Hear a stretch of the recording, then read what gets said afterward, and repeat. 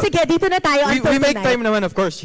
Siyempre, Vivo to and it's a new product. Grabe, ang dami ko rin gustong i-share sa inyo with this product based on experience. Kasi actually, I used it yesterday to shoot some contents that you will see either tonight or tomorrow. Popost ko po yan sa social media ko, so stay tuned. And of course, we appreciate that very much. Talagang through and through, lagi kang nandito to support Vivo, of course. And ito, ngayon your outfit, Alden, it's truly giving. As in, pwedeng Gen Z, Millennial, all the generations, patok na patok siya. Yes, so now, ano ba yung inspiration natin sa outfit natin tonight? Yeah, actually, this outfit is emerald green. Siyempre, kita naman natin yung Vivo V27, di ba?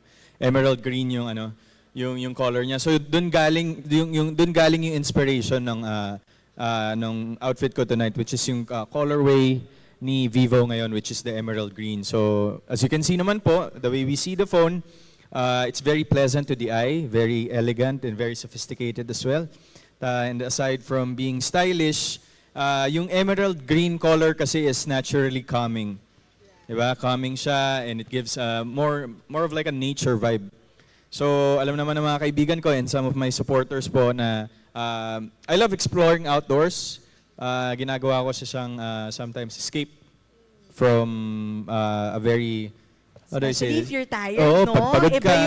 yung pag nag-outdoor. Oo, so yung colorway ni Vivo V27 na emerald green, nagulat din ako na actually parang this is my first time.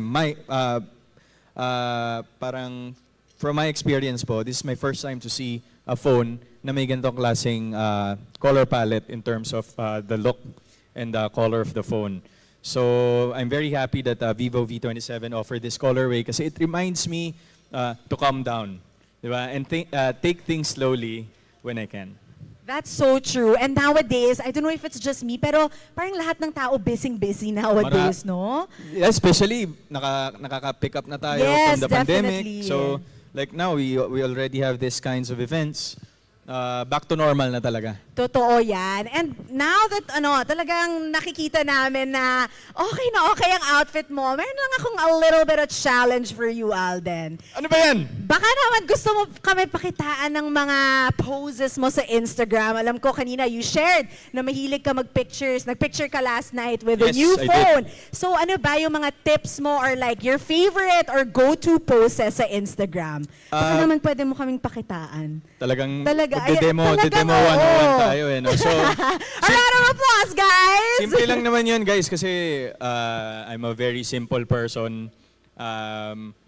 Parang there's beauty always in simplicity. Ganon ko siya nakikita.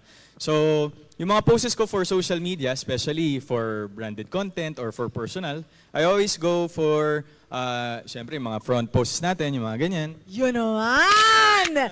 Iba yung gwapo niya, guys. Up close, sana nakikita niyo yung nakikita ko up here. Ayan, I'm sure nakikita ng mga nanonood sa atin sa live stream natin ngayon. So, sometimes I go side poses. It really depends kung ano yung gusto kong i-highlight for the post. So nowadays, because social media is on the height of everything, parang naging major player na siya into our market. So halos majority of the advertisers go into social media. So napaka-specific and napaka-technical nila when giving out instructions in terms of postings and contents. So especially kung outfit, minsan favorite ko kasi yung side, especially yung left side, nandito yung pambenta Because nandiyan yung dimple. Isa kang pa-smile. Nandito yung pambenta natin. So pag ganyan, side view ka lang ganyan. So 1, 2, 3, minsan looking down. Tapos 1, 2, 3, pwede ka nang tumingin na gano'n. Baka dapat i-try ko din. Yeah, try mo din siya. So you go side view muna sideways tayo ganito. Pero wala akong dimples, guys. Don't this expect. This is the camera.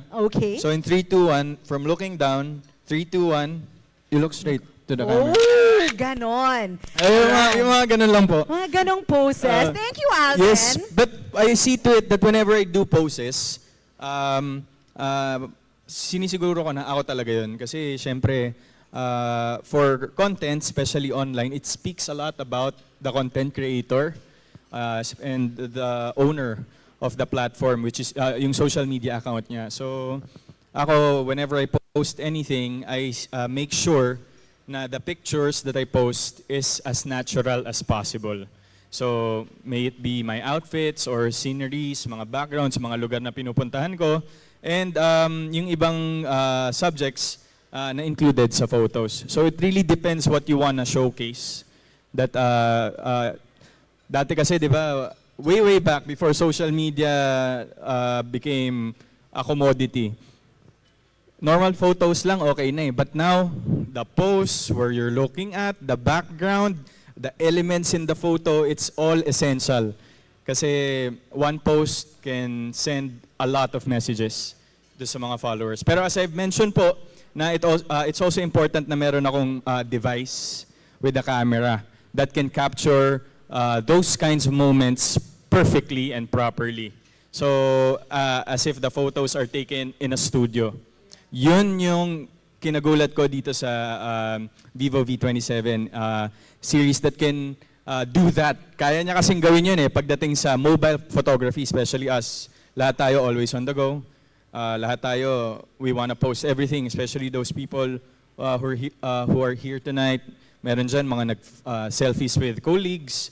May iba dyan mga nag-take ng photos with the food. Siyempre, for content. And I know Vivo products have a lot of innovative and unique features to offer. Given yan, ever since I became an endorser, Vivo keeps on reinventing the technology that they have, which is now its Aura Portrait algorithm and the Sony IMX766V sensor, for example po. Medyo nagiging technical po ako dito. Just so we can dissect the phone, detail by detail in terms of feature. So, for example, sobrang laking tulong yan kasi when I take photos, especially kapag gabi or madilim yung areas, yun yung struggle sometimes when you take photos with less light coverage eh. Especially kapag tapings. I remember, I think, last year yata, during my drama tapings, I was not happy with yung mga night portrait photos ko. Especially dun sa ibang mga contents na that requires night scenes or night backgrounds.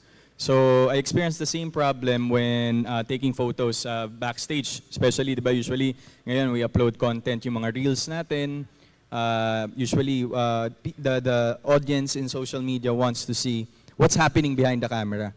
What's happening backstage before we actually go on stage and to engage with the audience. So, kung meron na akong Vivo V27 nun, back then, probably all those photos would be perfect. Plus, it has the dual ultra stabilization. So, EIS plus iOS feature. So those two features are stabilization, which keep my photos and our photos, especially those people na mananalo sa raffle ngayon ng V27, and once it comes out of the market, keeps photos and videos clear and blur-free. Actually, wow, I tried it kanina and I would agree with you. Totoo yan. Blur-free talaga. Yes, actually kanina going up here, trinay kong mag-take ng photo dito, kaya lang yung kinunan ko ng picture, ayaw niyang ipakita ko yung photo niya, nagagalit sa akin kasi daw, hindi, sobrang in detail. Kitang-kita Kita lahat talaga. ng pores talaga ba? Ay, Yun na nga ang sinasabi ko. Asan na ba yung pores? Lahat ng everything in your skin. Ayun na nga. Kita-kita lahat ng pores. That's Talaga. when you know it's a good camera. It is. And parang as we go along, as Vivo innovates new technology for the phone, hindi lang kasi yung quality ng photo yung na nagpo-progress. It's also the experience of the user. Kumbaga, kaya naman pala. Kaya pala ng technology ng isang cellphone na maging ganito. So that's why I'm very excited to share more about the phone now. Kasi na-experience ko siya as I go along. Iba talaga pag ginagamit mo siya first hand eh. And of course, hindi masasayang yung efforts ko with its camera capabilities. Now, I just have to hold my here yung ating Vivo V27 series, and I already feel as if nasa isang totoong studio ako. Ito nga yung studio in your pocket. Wow, iba yun. Talagang that is what you call next level innovation. It is. Diba? It Like, is. can you imagine, like before, I'm sure even with you, when you were like starting, laging, example, your assistants always have to bring a professional camera pa. I'm not Yes. saying you shouldn't, but I'm just saying that it's more convenient now because like you said, it's just all in your pocket. Exactly. So now, Alden, I want to know, the Aura Portrait Master, it comes in different colorways, no? So as we mentioned earlier, merong lavender purple, glory black, emerald green. So do you know that all of these actually have different meanings? Yeah. Wow. So ito, let's get to know Alden a little bit more. So ito, out of the 3 phones, which among those is, or would you consider is your aura color? Tricky question yan. I might sound dark, but sa tingin ko, black looks good on me. I think it's my favorite color. Most of my things and stuff are in black. Right. So you'll never go wrong with black kasi it's always classic and parang laging chill pero ang lakas ng dating, di ba? Totoo yan. And I think all of us here would agree, and even those watching us on Facebook, hello to everyone. I know that you agree that, you know, Alden's color is glory black. And ito, let me share with you what that means. Ito ang aking interpretation. Wow, may libreng session pala tayo dito. May ganon. So, if that's what you think is your aura color, that actually depicts a bold and strong person. So that kind of person is ready to conquer any challenges without losing composure. So my question is, tingin mo ba tama ang color na pinili mo? Parang naman. Alright. So, of course, I'll share with you guys kung ano yung meaning ng other colors natin. So, for our emerald green, this is for those who are sophisticated and classy. So, emerald green is for the kind of person who is elegant. They love to travel and they're also very knowledgeable about the world. O, parang ako din yun ah. Parang ikaw din Hindi, yun. joke lang. Lahat na lang, clean-name eh. Hindi, joke lang. Eto pa! Meron But pa. wait, here's more. We also have our lavender purple. So for this, it's for those people na very stylish talaga, and they're the kind of people who put a lot of thought into what they wear and what they look. So I would say they breathe and live fashion and style. Grabe, parang na-caught din talaga yung yung attention ko ng emerald green ah. Parang gusto ko magpalit ng choice. Especially right after nalaman ko yung meaning. Diba? Pero I chose glory black kanina. Pero I can also consider the emerald green color. Kasi as mentioned earlier, I really like the color. Kaya nga po ito yung sinuot ko ngayon. And agree din ako na it's a color which really stands out from the rest because it's not usual. It's very unique. You don't see an everyday phone in that color, which is emerald green. So looking forward ako to explore my own, especially I have now my very own Vivo V27 in emerald green. Alright, so now that we know kung ano dyan yung aura ni Alden, I want to ask you guys here with us tonight, raise up your hand ha. How about you guys? Who of you think that emerald green is your aura color? Raise up your hand. Ooh, we Mga got some mahilig passionate mag-travel. hands up there. Ayan, Yan, very anda. passionate daw. So, Love in to short, travel classy. Sila yung mayayaman. Sila yung mayayaman. Dahil may perang pambayad, pang travel. Taas nyo pa, mayayaman Yan, daw. ayun po, grabe. Grabe. Next one, sino naman yung katulad ni Alden na glory black naman, strong personality. Yung mga Ayan. chill lang tayo mga par. There mga we ganun. go. Yun, no? Ayun, Yan, no? yan tayo. Strong personality. Huwag kayong makikipag-away sa kanila, guys. And last but not the least, our lavender purple. Raise up your hand. Yung The mga stylish people. Stylish people, mga influencer, mga for the gram, mga ganyan. Correct, mga for the gram. For the Talagang gram. live and breathe style sila.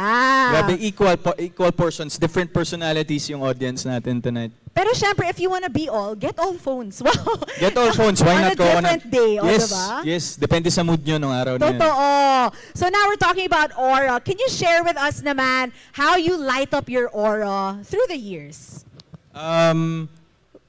Sa akin kasi nagkaroon ako ng aura change when I felt the need for an upgrade. Especially as you grow older and in my line of work, dito sa show business, mahalaga that I'm able to constantly improve my skills and myself as well.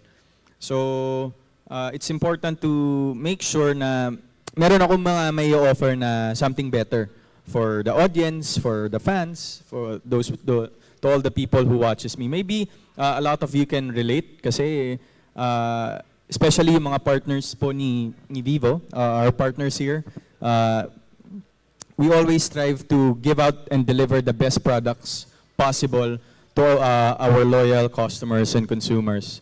Kasi to do that, kailangan nilang gumawa ng changes or upgrades and surpass the already outstanding features ng smartphone. And that's hard, ha? It's very hard kasi your only competition is yourself. And of course, that's also one of the things I admire about Vivo is their competition is themselves, is the product before the latest one. So forever proud talaga ako to be an endorser of this brand. And also like for example, alam naman nating lahat na Vivo offers impressive camera capabilities, and but today Vivo outdoes itself with the introduction of the Aura portrait algorithm at ng Sony IMX766V sensor sa Vivo V27 series. The upgrade lets users capture studio quality photos with just a smartphone. The same applies to me who embraced changes for the better. Ito yung sinabi ko kanina na studio in your pocket. Vivo V27 yun. And I'm sure everyone here and myself especially, nafe-feel ko talaga na iba ang aura natin today, Alden. Lakas eh. Ang lakas eh. And I'm sure your fans are also waiting for your online updates tonight. And thankfully, you have your Vivo V27 series with you, of course, very good at capturing your person's aura, your personal aura. And for me, what is the camera feature that really helps you take great photos? Or what do you love about it, really? Para sa akin siguro one of the key features of a phone that I look for is the portrait imaging system. Yun yung capability ng isang smartphone. Na bukod sa selfies, I also take a lot of portrait photos that I share with my friends and of course my supporters online. Kaya it's important for me na ma-capture ko yung best photos to share online. And my personal favorite is the Vivo V27's Aura Portrait algorithm, which makes the phone a real pocket studio, like what I mentioned a while ago. Kasi may built-in ring light na siya. Papakita ko po sa inyo. Mag-demo na rin tayo ngayon. Mag-demo na tayo. Save mo yan sa phone mo, Alden. Yes po. So, as you can see, ayan siya sa likod, napailaw na pala. Ayan. So the ring is small lang pero it is powerful. Powerful po to, especially sa dilim. So, pag nag-try kayo mag-shoot ng photo in the dark, kitang-kita nyo talaga yung effect ng ring light na yan. And di ba uso nga ngayon yung ano yung tawag ng mga Gen Zs, yung ganong... Yan, Gen Z pose. Yes, sige nga, sample nga tayo, Alden. Aesthetic ba? Yung ba yung tawag nila? Aesthetic. Paparating ng mga aesthetic. So, when you take a photo... 1, 2, 3. Alright. Ooh! Namatay yung phone. Power pala yung napindot ko. Sorry. One more. Sama ka. Tayong dalawa. Ready? 1, 2. Vivo! Ayun naman. So even on a well-lighted, ganda, grabe. well-lit area, zoom natin yung pores natin. Kitang-kita lahat ng lines kitang-kita natin ko. yung pores. So it's very useful and very convenient for smartphone photography kasi I'm not always in the same location. Minsan nasa trabaho ako, o minsan nasa tapings, minsan vacation with family, nasa beach, nasa labas with friends or family at night, or even in other places where I just want to capture the moment. Kasi the best moments are the ones na spontaneous, yung hindi planned. Totoo yan. So yun yung mga pinaka-importanting moments na dapat makunan ng photos and videos. Ayoko naman kasi magdala ng malalaki at mabibigat na equipment like a separate light source, yan, which is what we have right now in this venue. So right now, yung Aura light itself, ang favorite feature ko ng Vivo V27, and it's only found in this series ng Vivo, by the way. So confident ako talaga na with the Aura light sa Vivo V27 series, my photos and videos will turn out well, and will also excite my supporters. Tapos it also has a huge internal storage which has 12 gigabytes plus up to 8 gigabyte RAM. It's important for a busy person like me kasi syempre, gusto mo as much as possible, you take a lot of photos. So, kasi yun na yung social media has been a platform to share moments and snippets of your life in every day. So, malaking bagay na it has a big memory capability. So, all of the videos, all of the photos will be stored there na hindi mo kailangan mag-delete. Kasi di ba, minsan pag nagpa-picture tayo, biglang may lalabas, can't take any more photos. I know, I was just about to say that is an ultimate horror for me. It Yung is. parang, ang saya-saya nyo, you're trying to capture the moment and then storage full. Storage full, tas umiinit na yung cellphone. Oh my So, yun yung medyo gosh. hassle.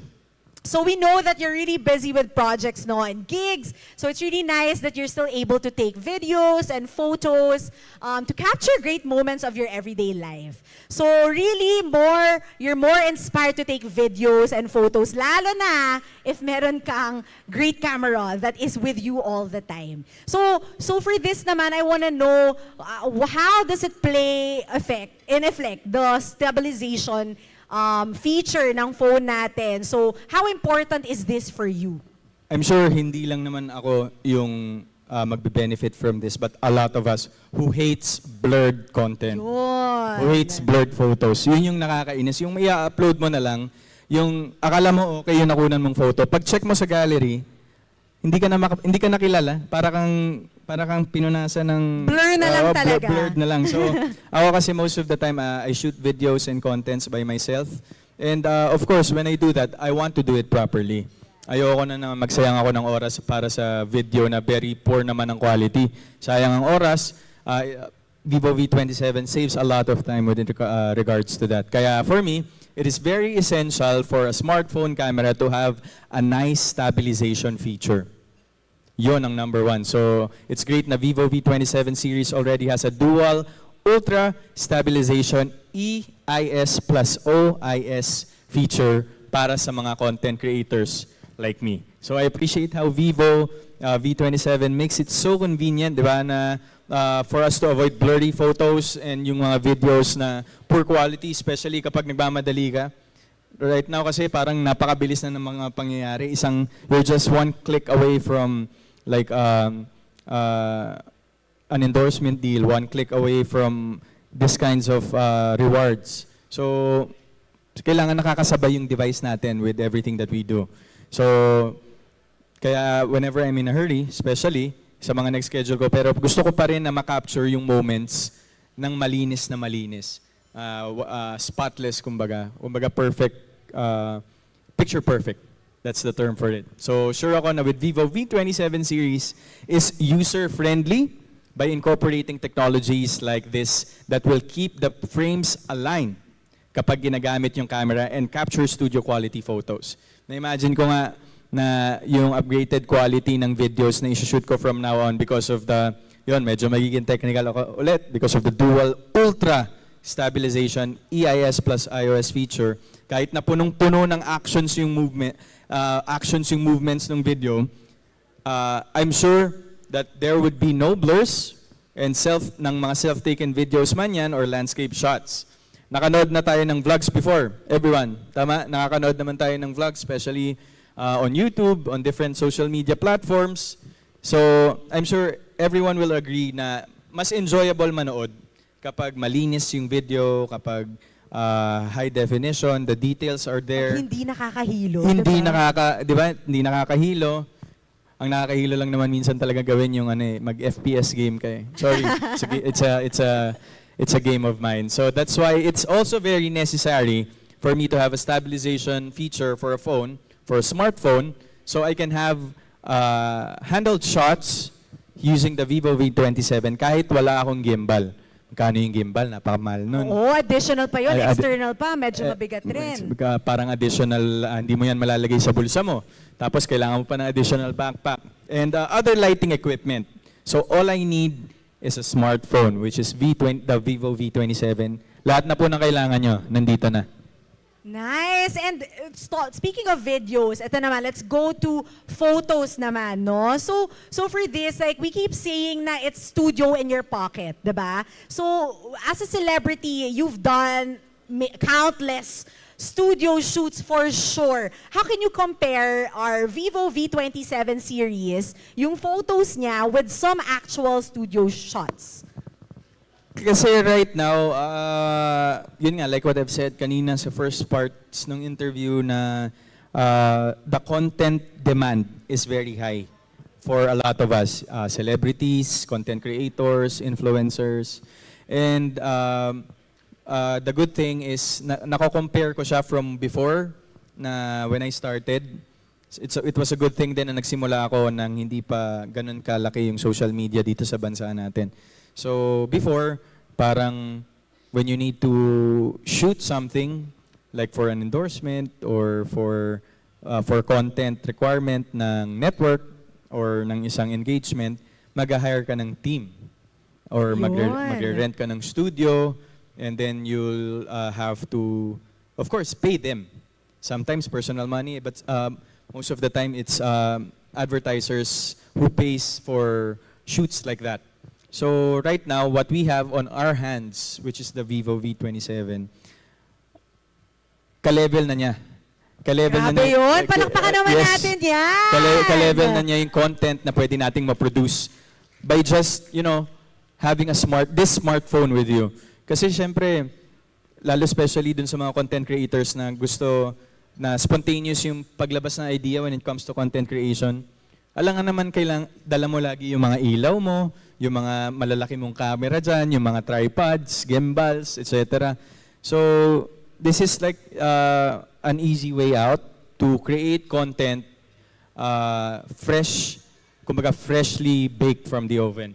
Kumbaga kung saan mo maisip, ay ang ganda dito, shoot tayo. Kaya ng V27 makasabay doon. And especially now that it's actually summer season, no? Siyempre, if you're gonna go to the beach, alam nga naman, dala mo lahat yung mga gadgets mo and everything. Yes, ayaw naman natin yun. Pero one of the things na gusto kong i-emphasize is really yung aura portrait capability, the algorithm. Kasi ito talaga yung isa sa features na pinapakita ni Vivo V27 na I think that surpasses quite a lot of smartphones in its category. This is the most advanced phone right now in the market, and it helps you create and gives content and photos for you flawlessly. So ito, ang uso ngayon, kanina we did it already, yung ating Gen Z type of photo. So have you been really doing that even before kanina? Talaga bang ganyan yung mga types of picture taking mo nowadays? Nakikisabay ba tayo sa mga Gen Zs nowadays, Alden? Para kasing sa akin, hindi na bagay. Tanda ko na eh. Kanina nga, nahalata mali yung napindot mo, Alden. Power button yung, yun lang, every now and then, whenever I go to social media, gusto ko talagang itry yung mga Gen Z way of taking selfies since, of course, there's a trend. Sometimes you go against you go with the trend, or sometimes you go against the trend. Kailangan natin makisabay. Kailangan most of the time makisabay. Di ba? Pero even if alam ko na kung paano gawin yan, I prefer my smartphone's camera features are advanced and up-to-date. Para confident ako na yung mga photo ko ay makakasabay din naman dun sa mga Gen Zs na nakikita natin, especially those trending ones. That is very possible with the Vivo V27 series because of the Aura Portrait System, which enables it to create studio-level photos. Take note, guys, studio-level photos na itong pinag-uusapan natin. So parang may kasama kang professional photographer and you have your very own professional camera and ring light in one phone. Kaya from now on, I will be more confident to hop in this trend and makisabay tayo sa mga Gen Zs natin, sa mga selfies nila. And actually, pwede ko na siyang itry ngayon. Sige, yes, sa tingin ko never ako magsasawang kumuha ng photos. We should take one with everyone siguro, no? I think with everyone po. Ayan. So all of you guys, you're part of this Gen Z shot. The Gen Z shot. Make sure to smile. Okay? Lalo na yung mga nandito sa harap, kitang-kita tayo pwede dyan. po nating off muna or yung lights behind. We're challenging our phone with our ring light. Ayan. Ito po. So guys, everyone, smile tayong lahat. Everyone say Vivo V27. 3, 2, 1. Vivo V27! Ayun! And now, of course, Alden, ayun naman. Makikita nyo na lang yan on social media Yes, later po. on. So now that we've seen the Alden style of taking photos, thank you again, Alden, for that tutorial. Dami ko nga sinabi, pasensya na po kayo ha. Talagang na-excite lang talaga siya, guys. Yes, Ibang and, klase kasi, opo, ngayon opo. kaya mo na mag-studio shoot mag-isa. Kaya.